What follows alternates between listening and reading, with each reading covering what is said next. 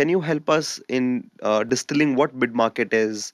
Sure. Uh, what what part of digital advertising were they starting to use, and how did it happen? Sure, sure. And Mukesh, mid-market is sort of a fluid term, right? Because all companies will have their own definitions.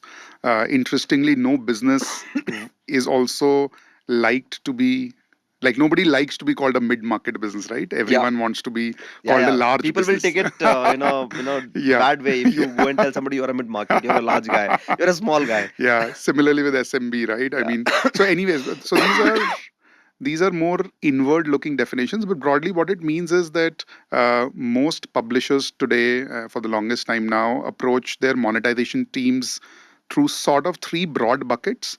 The largest and the biggest bucket is what is typically called a team which approaches the large corporates.